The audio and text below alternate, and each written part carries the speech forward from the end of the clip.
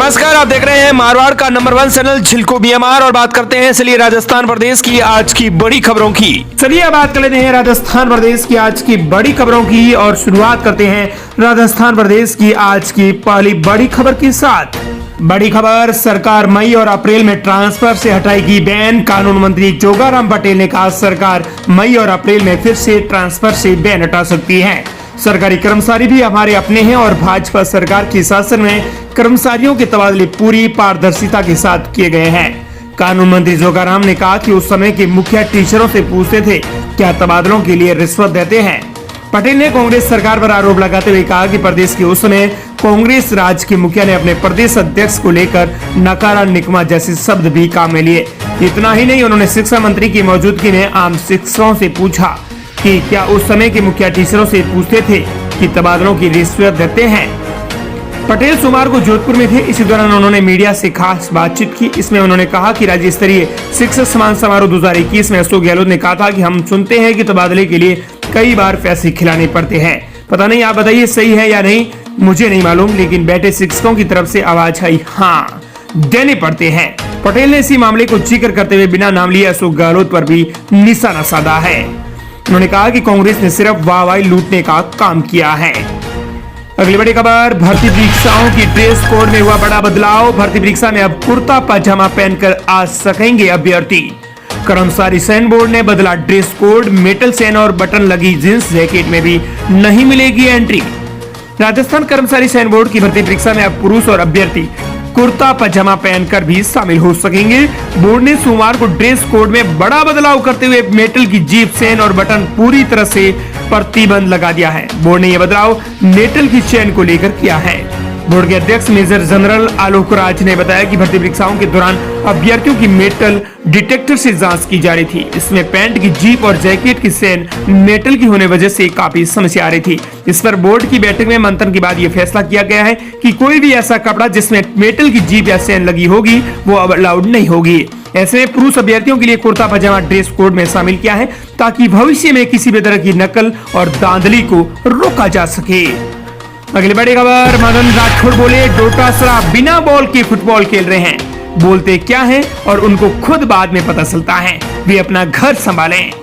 PC chief Govind Singh Dotasra के बयान पर पलटवार करते हुए भाजपा के प्रदेश अध्यक्ष मदन राठौड़ ने कहा है कि मैंने पहले भी कहा था डोटासरा जी बिना बॉल के फुटबॉल खेल रहे हैं। बॉल तो है ही नहीं, यूं ही टांगे मारते रहते हैं, घूमते रहते हैं, बोलते क्या है करते क्या है। उन्होंने कहा कि हमारी सरकार में कोई पर्ची वाली बात ही नहीं है। पता नहीं उनको कहां से ऐसा लगता है, उनके क्या सोर्स हो सकते हैं। सही बात है वो ही बता सकते हैं। मैं तो यही कहूंगा कि हम सही ढंग से काम कर रहे हैं, अच्छा काम कर रहे हैं, उसमें हमें सफलता भी मिल रही है।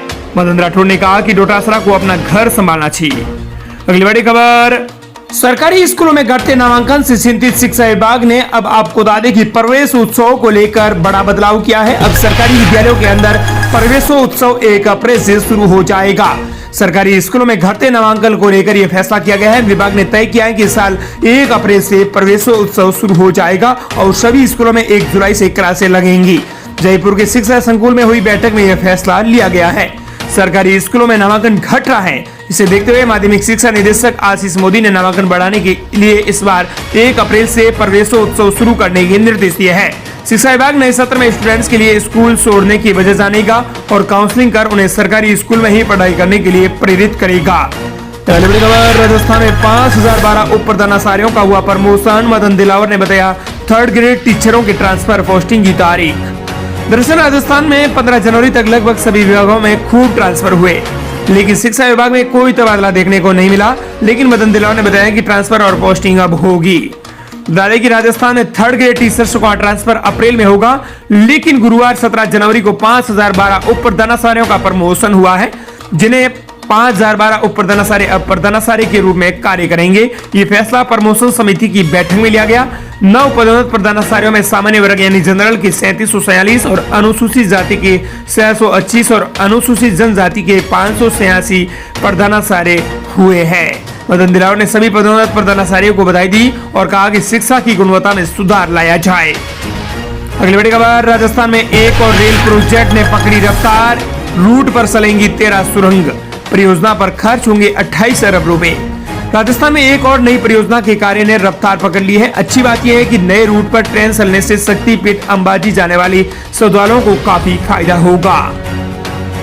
बता दें कि राजस्थान में साफ तौर पर कहें तो आपको बता दें कि कई जिलों से होकर के गुजरेगी। इस रेल मार्ग पर आबू रोड सहित कुल 15 रेलवे स्टेशन होंगे। सबसे बड़ा स्टेशन गुजरात के अंबाजी में होगा, जहां 6 मंजिला यानी विश्रामालय बनेगा। बता दें कि राजस्थान इस परियोजना के तहत शुरू हुई और गुजरात की मेहसाणा, साबरकांठा, बनासकांठा जिला कवर होंगे। अगली बड़ी खबर, राजस्थान विधानसभा अध्यक्ष देवनानी जयपुर के एसएमएस अस्पताल में हुए भर्ती। पटना में सुबह बिगड़ी थी तबियत। राजस्थान विधानसभा के अध्यक्ष वासुदेव देवनानी को तबियत बिगड़ने के बाद सोमवार देर शाम पटना से विशेष विमान के जरिए जयपुर लाया गया, जहां पर एसएमएस अस्पताल में भर्ती कराया गया है। एसएमएस मेडिकल कॉलेज के प्रिंसिपल डॉक्टर दीपक माहेश्वरी ने बताया कि वासुदेव देवनानी को ऑब्जर्वेशन में रखा गया है। फिलहाल उनकी हालात स्थिर है। बता दें कि कई जांचों को लेकर भी फैसला करेंगे। अगली बड़ी खबर, वसुंधरा राजे का जिला होगा हाईटेक। झालावाड़ में अब एआई के जरिए पढ़ेंगे स्टूडेंट। झालावाड़ जिले में स्कूली बच्चों को अगली शिक्षा सत्र से आर्टिफिशियल इंटेलिजेंस एआई से पढ़ाया जाएगा। 4 शिक्षकों को पहले प्रशिक्षण दिया जाएगा, जो बाद में ब्लॉक स्तरीय शिक्षकों को ट्रेन करेंगे। एआई तकनीक बच्चों को नए उभरते क्षेत्रों में करियर बनाने के लिए प्रेरित करेगी और उनकी रचनात्मकता और समस्या समाधान क्षमता को भी बढ़ाएंगी। झालावाड़ होगा हाईटेक, एआई से होगी पढ़ाई। शुरुआत में 4 शिक्षकों को इस बारे में ट्रेंड किया जाएगा। साथ ही उन्हें RSCIT उदयपुर की ओर से ट्रेनिंग भी दी जाएगी। समय शिक्षा अभियान के मास्टर ट्रेनर और एआई एक्सपर्ट की ओर से शिक्षकों को पढ़ाई और स्कूलों में एआई तकनीक पर काम करना सिखाया जाएगा। अगली बड़ी खबर, कब खुलेंगे स्कूल। राजस्थान में छुट्टियों और मौसम के बीच जुड़ा अपडेट। राजस्थान में शीतलहर और घने कोहरे का हल्की राहत महसूस होने लगी है। इसी बीच बड़ी खबर यह भी है कि प्रदेश से ज्यादातर स्कूलों में छुट्टियां खत्म हो जाएंगी। राजस्थान में स्कूल में शीतकालीन अवकाश के बाद से अलग अलग जिलों में स्कूलों की छुट्टियां का आदेश जिला अधिकारी जारी किए थे। लिहाजा कई जिलों में 18 जनवरी तक तो कई जिलों में 19 जनवरी रविवार होने की वजह से भी प्रदेश के सभी स्कूल बंद थे, लेकिन अब सोमवार से प्रदेश के सभी स्कूल खुल गए हैं। लेकिन ताजा अपडेट यह है कि प्रदेश के सभी जिलों में स्कूल खुल जाने के बाद अब आपको बता दें कि कहीं सर्दी भी ज्यादा नहीं है।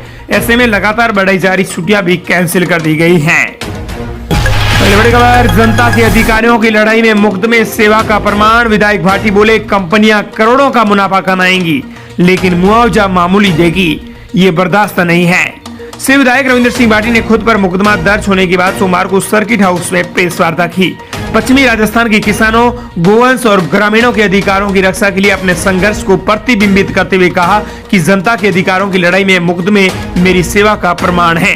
पार्टी ने कहा कि पश्चिमी राजस्थान में लग रहे ऊर्जा संयंत्रों से कंपनियां भविष्य में करोड़ों अरबों का मुनाफा कमाएंगी, लेकिन जिस समय पर यह जमीन के अंदर ये पूंजी बनाई जाएगी, उस जमीन के मालिक किसानों को मामूली मुआवजा देकर चुप करा रहे हैं। उन्होंने चिंता व्यक्त की है कि यदि किसानों की जमीनें उनसे छीन जाएंगी तो उनकी आने वाली पीढ़ियां कैसे जीवन यापन करेंगी। बड़ी खबर, पूर्व मुख्यमंत्री के ओएसडी लोकेश शर्मा का गहलोत पर कटाक्ष। कहा फोन टैपिंग मामले में मेरी कोई भूमिका हुई खत्म, अब गहलोत को देना है जवाब। पूर्व मुख्यमंत्री अशोक गहलोत के ओएसडी रहे लोकेश शर्मा ने फोन टैपिंग मामले में एक बार फिर से गहलोत पर जुबानी हमला बोला। लोकेश शर्मा ने कहा कि फोन टैपिंग मामले में मैंने सरकारी गवाह बनकर एजेंसी को पूरी बात बता दी है, अब गहलोत का जवाब देना है और एजेंसी को मेरी बताई बात पर कार्रवाई करनी है। लोकेश शर्मा सप्तपुर तालाब के पास आयोजित विप्र सेना के सम्मान समारोह के दौरान मीडिया से बातचीत में उन्होंने ये बात कही है।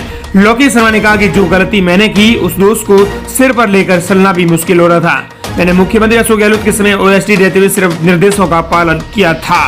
फोन टैपिंग मामले में मेरी भूमिका को लेकर मैंने सारी बात जांच एजेंसियों को बता दी। अब जांच एजेंसियों को तय करना है कि मेरे द्वारा बताई सच्चाई पर क्या एक्शन लेना है।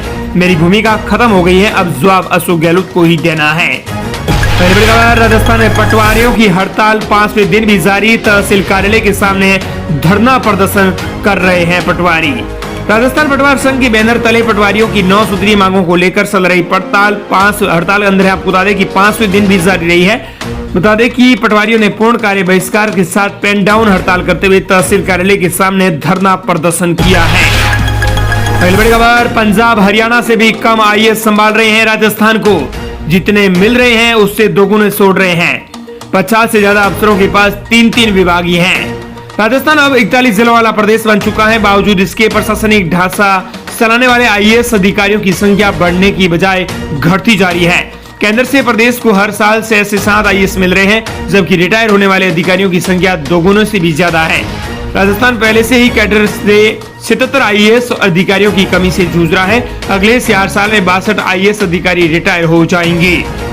बड़ी खबर, अब अपडेट। 5वीं और 8वीं बोर्ड की परीक्षाओं के लिए आवेदन शुरू, 5 फरवरी है अंतिम तारीख।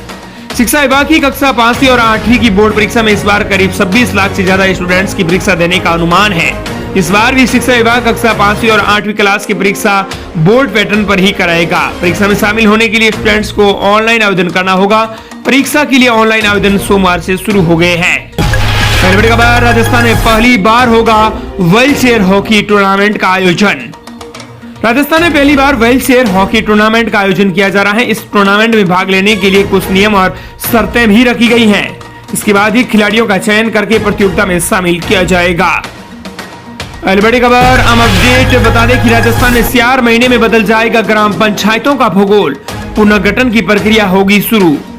राजस्थान में एक बार फिर से ग्राम पंचायतों के पुनर्गठन की प्रक्रिया शुरू होगी, लेकिन नई ग्राम पंचायत के मुख्यालय पर सहमति बनाना भी बड़ी चुनौती बना हुआ है। अगली बड़ी खबर, हम अपडेट स्टूडेंट के लिए अच्छी खबर। राजस्थान में उच्च शिक्षा में हुए बड़े बदलाव की तैयारी, होगा नया स्वरूप। बता दें कि स्टूडेंट्स के लिए राजस्थान के एकेडमिक विश्वविद्यालय में उच्च शिक्षा ग्रहण कर रहे 35 लाख से अधिक विद्यार्थियों के लिए बड़ी खुशखबरी है। पाठ्यक्रम, परीक्षा और माइग्रेशन संबंधी परेशानियों से निजात दिलाने और विश्वविद्यालय पोर्टेबिलिटी जैसी सुविधा दिलाने पर अब मंथन किया जा रहा है। अगली बड़ी खबर, आम अपडेट। आरजीएसएस योजना में 75 वर्ष से अधिक उम्र के बुजुर्गों को मिली राहत, लेकिन 70 साल से कम वालों की समस्या बरकरार। राजस्थान सरकार स्वास्थ्य योजना यानी आरजीएसएस में बुजुर्गों के लिए अनिवार्य लाइव फोटो की प्रक्रिया में आंशिक राहत दी गई है। 75 वर्ष या उससे अधिक उम्र के मरीज अब ओपीडी परामर्श के लिए लाइव फोटो खिंचवाने की अनिवार्यता से मुक्त हो गए हैं। इस प्रकार ही थी राजस्थान प्रदेश की आज की टॉप 10 बड़ी खबरें।